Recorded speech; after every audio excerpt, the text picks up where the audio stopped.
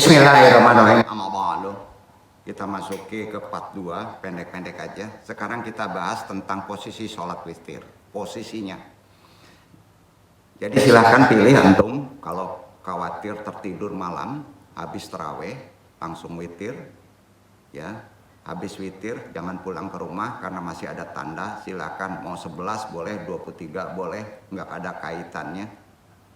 Tidak terkait NU dan Muhammadiyah. Dan tidak jadi khilafiyah, kita sejelas sudah tahu mengilmuinya. Yang penting jaga, jangan sampai yang 11 rakaat hampir 1 jam, yang 23 rakaat jadi 7 menit. Kan coba, perewel bener, itu kurang khusyuk nanti. Ini bukan, yang penting kita tahu standarnya. Kebanyakan ulama 11 rakaat. Yang 11 itu formulanya bisa 2, 2, 2, 2, 2, 1. Ini ada hadis riwayat Abu Daud nomor hadis 1367 dari Ibnu Abbas. Boleh juga dengan 443. Juga ada hadisnya Al-Bukhari nomor hadis 2010. Ingat, bermadzhab itu ya, bermadzhab itu tidak berhadis, Pak. Ya. Kebijakan daripada jumhur ulama. Ini poin. Kalau ngerti ilmu hadis nanti tahu tuh. Ya. Jadi perawinya Aisyah radhiyallahu anha yang 443 juga Aisyah juga dikonfirmasikan oleh Umar bin Khattab. Singkatnya begini, Nabi itu setiap 1 rakaat kurang lebih 5 juz, 4 halaman. Cara Nabi begitu, Pak. Ya. Baca Quran, kemudian turun 5 juz, ya. Rakaat keduanya 4 juz, ketiganya 3 juz, begitu Pak Nabi ya. Nah, menyesuaikan kekuatan berdiri Pak. Sampai eranya sahabat Abu Bakar ini masih berlaku. Tapi pas zaman Umar, meluas Islam, menyebar, sudah ke Persia menyebar, ketahanan berbeda. Karena kasusnya makin meningkat, ketika imam salam makin hilang jemaah. Maka dikurangi ya sholat rawehnya. Maka Umar dengan kejeniusannya melihat peluang satu hadis yang diriwayatkan oleh anaknya sendiri. Ada hadis Muslim nomor hadis 749 dari Ibnu Umar. Sholatulina wahid. Sholat malam tuh yang penting kata Nabi tunaikan 2 rakaat. Kata Nabi, sholat malam tunaikan 2 rakaat cukup. Ya, kalau digabung dengan membaca Quran pada sholat, banyak Pak, bisa berapa rakaat Pak? Kebayang ya, itu dipraktekkan di masjid, di Ka'bah, di Madinah. Makanya kalau kita mencontoh ke Madinah, tahu tuh harus kuat diri, bisa 30 juz loh. Mabok nggak kita? Ya, dikejar tuh kalau udah di Al-Baqarah, Yasin. Manggarete lah Pak, sholat gak pada menggerutu Pak. Jadi kata Nabi tunaikan 2 rakaat. Ya bahasanya terawih lah. 2 rakaat supaya nyaman ya, tenang, nggak ada batas. Kalau khawatir fajar tiba segera tutup 1 rakaat di witir. Dilakukan oleh Nabi. Begitu Iwan. Nah, jadi silakan antum pilih, silakan mau 40, mau 39, mau 11, mau 23 dengan witir, ya silakan. Umar di sini memang jenius nih. Gimana caranya ya berdirinya enggak terlampau lelah tapi bacaannya kualitasnya mendekati kualitas Nabi, maka diakalin. Ya. Akhirnya oleh beliau yang tadinya 11 secara umum dipraktekkan sampai sekarang di setiap 1 rakaatnya itu lumayan 5 juz. Dibagi 2 supaya ini dipecah 2 gitu. 1 pecah 2, yang 5 dibagi 2/5 gitu Pak. Ya. Nah, nanti begitu 4 bagi 2 lagi, 3 bagi 2 lagi, akhirnya gampangnya gini. Jadikan 2 kali aja ini untuk menjaga kualitas bacaan kita. Bapak kalau sholat malam itu yang paling penting di Ramadan itu baca Quran Pak. Ya. Maka ikuti secara Quran aja lah. Ya. Cara Quran aja tadi. Ya. Jadi berat Pak memang ya. Dan perlu planning Pak. Ya, perlu planning di bulan Ramadan. Karena itu, kalau ada yang bertanya, berapa sih bilangan tarawih ini? Kemudian berapa sih bilangan witirnya? Karena akan digabungkan antara witir dengan tarawih zaman sekarang kan, digabungnya. Ya. Umumnya Nabi SAW melakukan sholat malam di bulan Ramadan, sholat lail, bukan tarawih. Dan juga di luar Ramadan tidak kurang 11 rakaat. 11 rakaat umumnya. Ya. Itu witir hitungan 11 tadi. Sholat tarawih itu dibahasakan sholat malam atau sholat lail. Ingat ya, hadis Siti Aisyah itu ya bicara tentang witir. Jadi witir Nabi kebanyakan 11 rakaat. Rata-rata Nabi melakukan 11 rakaat. Juga Nabi pernah melakukan 1 rakaat dalam sholat witir untuk memberikan contoh kepada umat di saat waktu kepepet, sempit. Jadi jangan sampai kita pada sholat tarawih tidak atau sholat malam tidak melakukan witir. Tapi witir pun harus diilmui. Ya, kalau kita mau tahajud sebaiknya tidak witir. Ya. Karena kita paham witir itu penutup sholat malam. Jadi yang sunnah itu witirnya, bukan tarawihnya. Paham?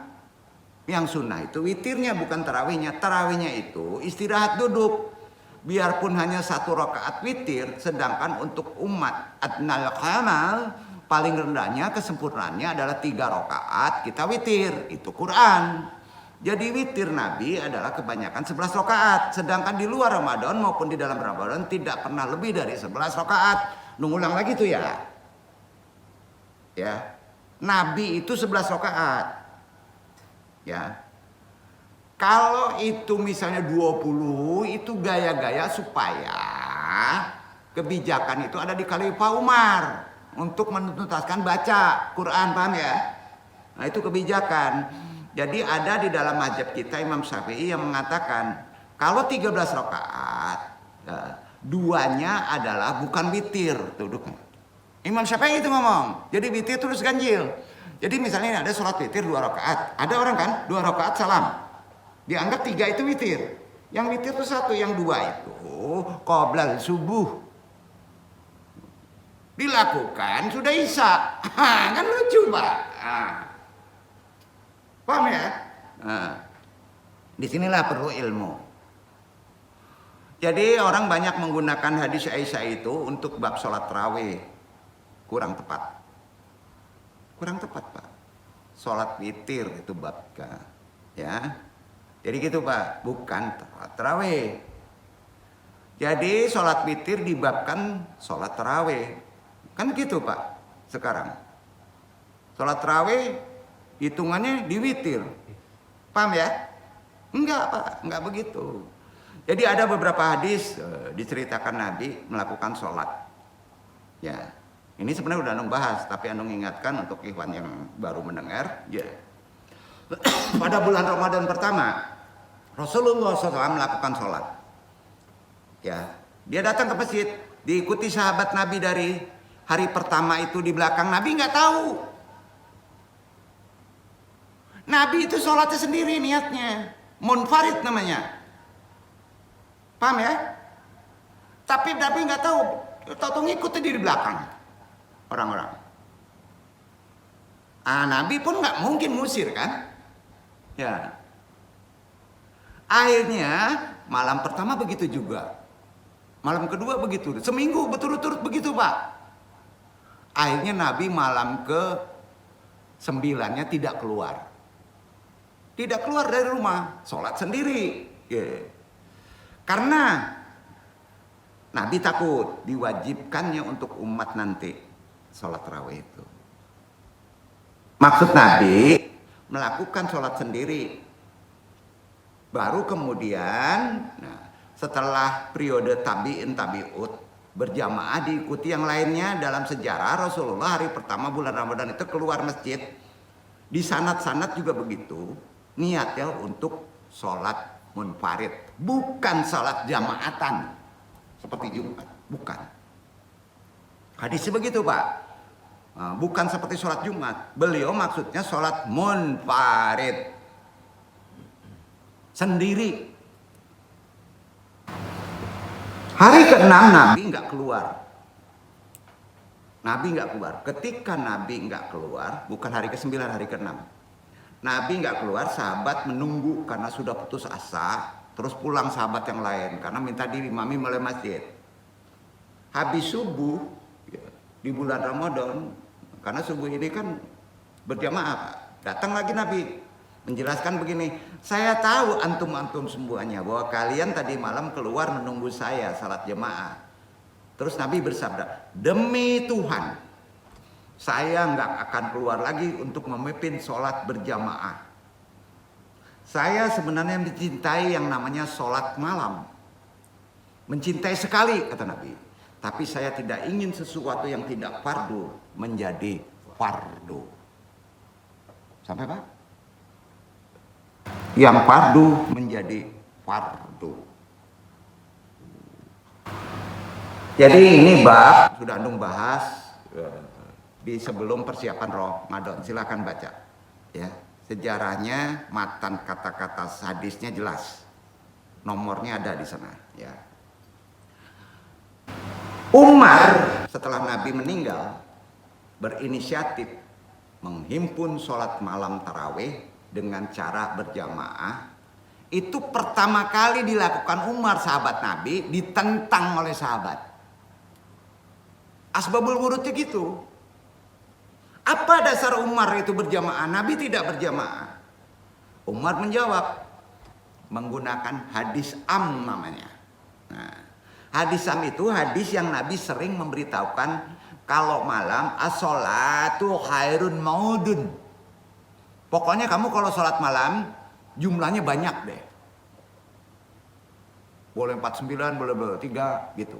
Itu yang dipraktekkan. Nah, ya, jadi sholat dasar malam itu trennya silaturahim itu di luar fardu itu dua-dua, trennya begitu.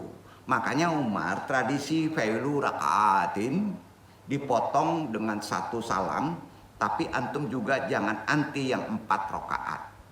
Tidak khilafiyah. Tentunya macam-macam mempunyai dasar masing-masing, ya. Nah, akhirnya Umar jawab setelah didebat oleh sahabat yang lain, bid'ah terbaik itu modifikasiku, kerjaanku, karena aku Amirul Mukminin. Itu jawabannya. Karena dia presiden. Andung tidak mengecilkan Umar. Umar ada dasar untuk sholat berjamaah tarawih. Hadisnya am, ya, sampai ya. Tapi secara contoh Nabi, sholat malam bulan Ramadan itu dewe-dewe, munfarid. Paham? Di Quran ada, ya. Karena dia khalifah, ya, dia pilih kalau banyak sholat malam itu harus di Ramadan itu kiroah, membaca Quran, maka dipilih kiroah. Pada masa itu Ubay bin Ka'ab ahlul qari, dan lucunya sebagai khalifah dia menjadi makmum. Jadi kesimpulannya, sholat sunat tarawih memang dibolehkan dilakukan berjamaah menurut tradisi masjid. Apa? Menurut tradisi masjid, bukan sunnah Rasul. Dong tegas. Bukan sunnah Rasul. Yang gunanya, tahu Pak, yang gunanya di Ramadan sampai 30 itu dikuatkan di 10 air. Gunanya sholat tarawih itu adalah ibadah sunnah mengejar keutamaan Lailatul Qadar. Nah itunya tuh Pak. Ya. Tarawih adalah ibadah sunnah yang tidak wajib sehingga tidak perlu memaksakan diri jika berhalangan. Hukum sahnya sholat tarawih itu dilakukan sendiri. Karenanya mengenai sholat tarawih berjamaah adalah tradisi bid'ah hasanah yang baik. Karena istiqomah rutin sholat isya tarawih berjamaah adalah salah satu cara untuk mendapatkan keutamaan Lailatul Qadar. Jumhur ulama sepakat. Jadi tidak harus full 30 hari. Ingat ya, ikhwan, hukum sunnah alias tidak wajib artinya tidak harus tarawih sebulan penuh di masjid 30 hari.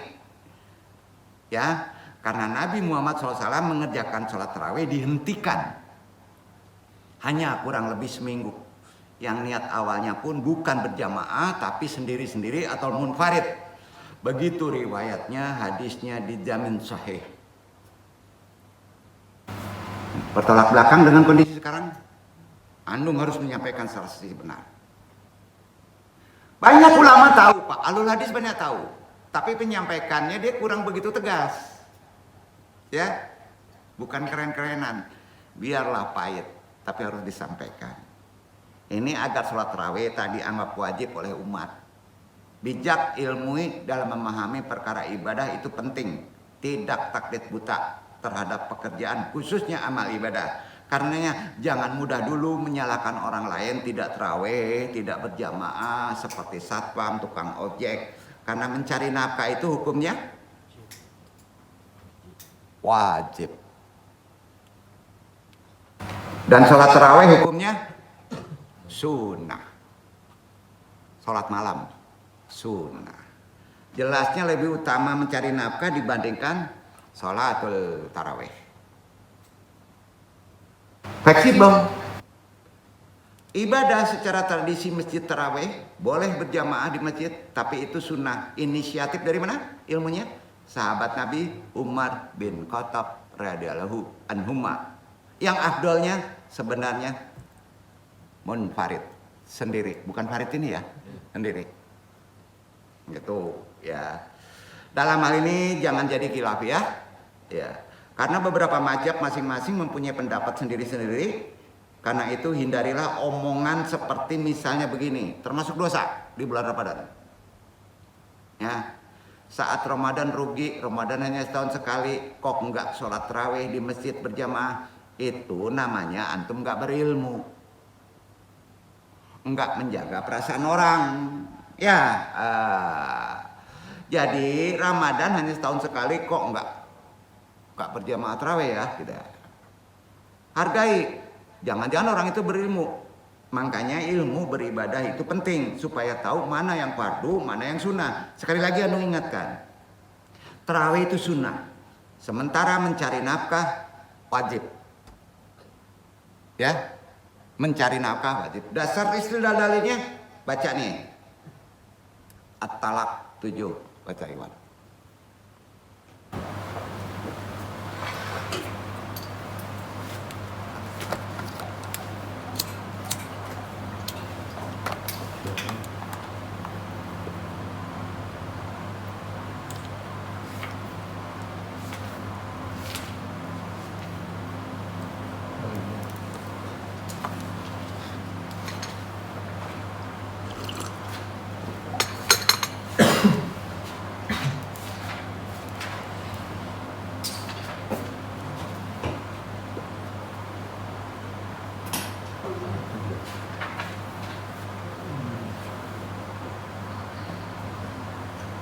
لينفق ذو سعة من سعته ومن قدر عليه رزقه فلينفق مما آتاه الله لا يكلف الله نفسا إلا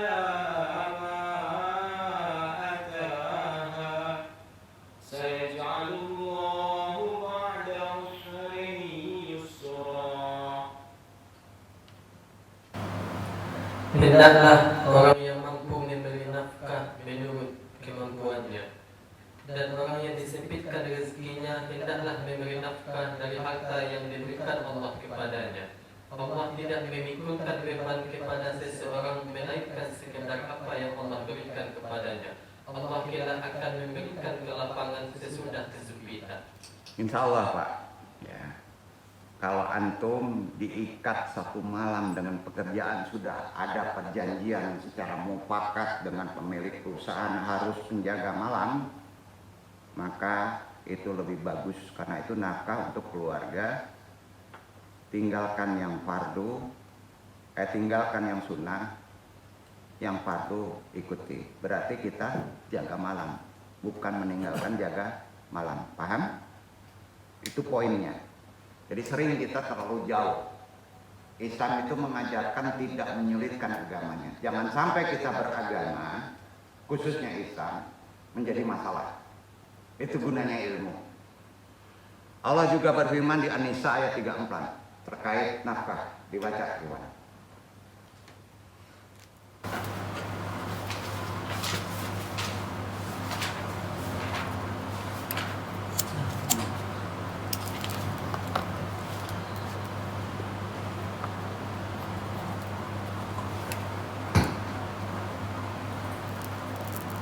الرجال قوامون على النساء بما فضل الله بعضهم على بعض وبما أنفقوا من أموالهم فالصالحات قانتات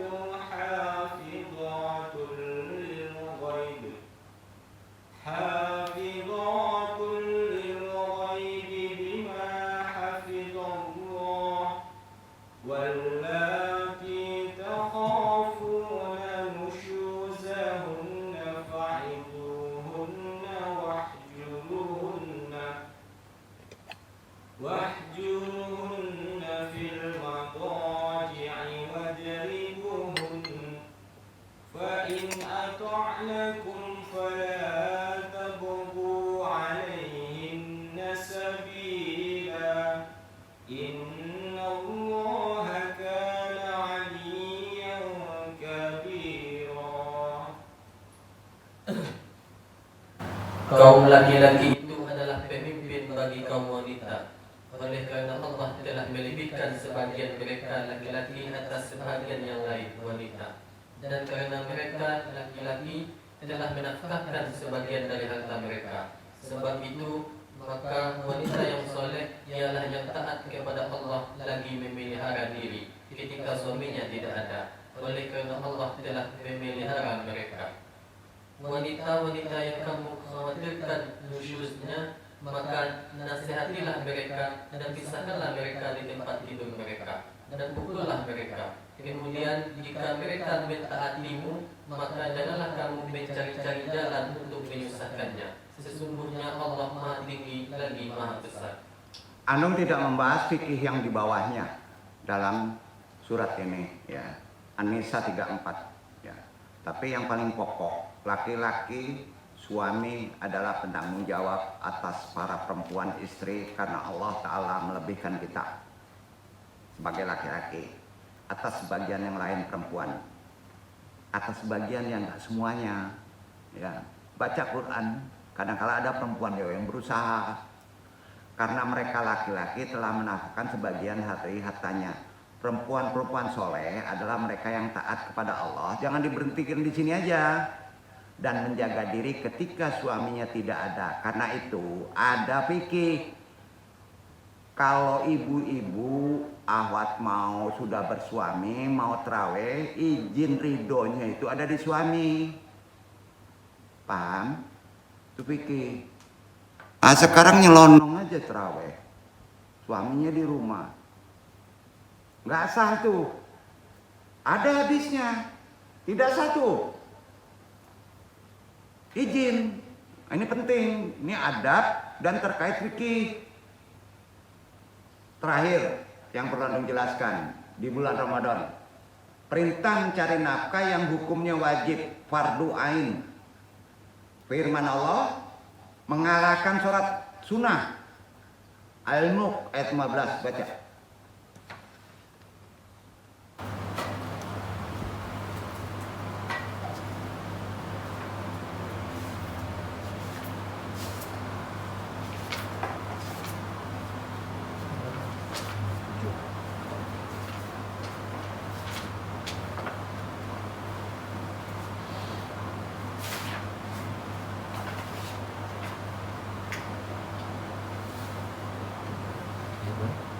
Walladzi ja'ala lakumul arda.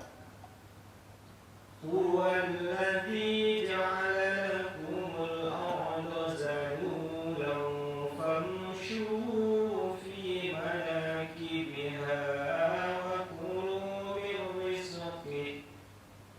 وإليه النشور. Dialah yang menjadikan bumi itu mudah bagi kamu, maka berjalanlah di segala penjurunya, dan makanlah sebagian dari rezekinya, dan hanya kepadanya lah kamu kembali setelah dibangkitkan. Allah itu menjadikan bumi mudah dijelajahi. Nggak ada yang sulit, Pak. Ya. Agar manusia bisa mencari nafkah, menghidupkan. Dalam penghidupan ini, hukumnya wajib. Mencari nafkah, hukumnya sekali lagi wajib. Bagi laki-laki untuk mencukupi kebutuhan diri sendiri maupun tanggungannya. Ya, kalau belum ada tanggungan. Itu setara dengan jihad. Sama dengan jihad. Seandainya antum soleh, sedang bekerja ngojek, mati, fisabilillah. Duduk ya. Karena jihad. Karenanya mencari nafkah yang halal disamakan dengan jihad di jalan Allah. Itu Quran. Ya. Itu sebabnya berdosa suami yang lalai memberikan nafkah kepada tanggungannya. Mencari nafkah bukan hanya sekedar aktivitas ekonomi, bro. Dalam ajaran Islam merupakan amal ibadah yang sangat tinggi loh. Jadi antum kerja itu ibadah yang tinggi loh. Benar. Di Quran tuh. Kadang-kala kita terlalu berpikir yang aneh-aneh. Ya. Dalam Islam begitu. Itu tanggung jawabnya langsung kepada Allah. Kalau antum soleh pasti diberi rezeki. Apalagi Ramadan. Jadi menghindari diri dari kemiskinan secara ekonomi supaya tidak menjadi beban orang lain. Ibadah tinggi nggak? Itu hal utama. Maka disebut jihad. Dalam riwayat jelas sekali, Nabi itu sangat mencintai sholat malam. Sangat. Tapi sengaja meninggalkannya setelah beberapa hari sholat. Supaya tarawih tidak dianggap sebagai ibadah wajib. Paham ya? Nah, bahkan dalam hal sholat wajib, fardu ain, imam sholat jangan terlalu lama membaca sholat. Ya, Nabi sangat suka khususnya sholat malam itu. Suatu saat, riwayat sahih, ketika mengimani sholat, Rasulullah SAW mendengar bayi menangis. Nabi memutuskan untuk mempercepat sholatnya. Waktu akan membaca surat Yasin, beliau potong dengan surat Al-Ikhlas. Khawatir ibu dari bayi yang jadi makmumnya itu ada di sana. Itu sejarahnya sahih, riwayat ya. Suatu saat ada ustadz pengurus masjid yang menggerutu. Ustadz ini punya majelis ta'im menggerutu karena jemaahnya tak bertambah. Nah ini yang unik nih. Nah, yang duduk kadang-kala untung-untung nggak menggerutu ya. Gini. Jemaahnya makin hilang. Berprasangka baik dulu jemaah yang tidak datang, yang tidak talaki. Jangan-jangan yang tidak datang ke masjid, yang tidak datang ke majelis taklim itu soleh orangnya. Kenapa? Kok bisa? Enggak taklim, enggak ke masjid kok soleh? Kok bisa gitu? Kalau antum ustadz, kalau antum ulama, kan ngajarin supaya orang jadi soleh dan berbuat baik kepada keluarganya, betul kan? Iya kan? Coba bersangka baik. Mungkin orang yang tidak mengaji, tidak sholat berjamaah sedang mempraktekkan ajarannya. Hah? Yang prioritas, dia sedang makan bakso dengan keluarganya atau dengan yang lainnya. Itu penting. Ustadz ulama kan ngajarin supaya orang mencari nafkah halal. Iya kan? Ini kan sepele aja tuh. Nah, orang yang tidak datang itu jangan-jangan sedang bekerja mencari nafkah yang halal untuk kehidupan keluarganya. Maka alasannya penting. Kenapa kamu nggak talim? Saya diundang rapat dengan manajer itu. Anu nggak marah, karena dia terikat kontrak. Paham ya? Dan itu diutamakan. Karena talim itu termasuk sunnah. Kecuali yang nggak boleh meninggalkan sholat. Jadi kalau mau bikin kajian, bikin majelis taim, ya jangan saat orang bekerja lah, seperti andong tengah malam. Gitu ya. Nah, gitu Pak. Ini bukan memenangin yang duduk gitu. Jangan sampai orang-orang berpikir bahwa Islam itu hadir sebagai masalah. Jangan terlalu membesar-besarkan hal yang berpotensi membuat orang lain biasa, yang umum, jadi susah. Nabi marah loh.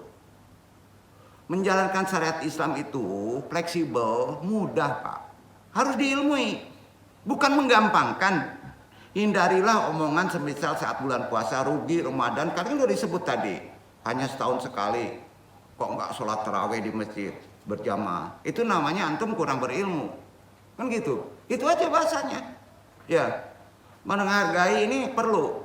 Di luar sana itu tadi sudah dijelaskan banyak pekerja yang malam, mungkin menangis di dalam hati, ingin sholat qiyamul lail tapi nggak bisa. Mereka juga ingin tarawih, ingin sholat lail, tapi apa daya, mereka sedang bekerja. Itu yang lebih penting, maka disebut jihad. Tarawih itu sunnah. Tolong, mana yang fokus, mana yang wajib, mana yang sunnah kita pahami secara sisi benar. Banyak maaf.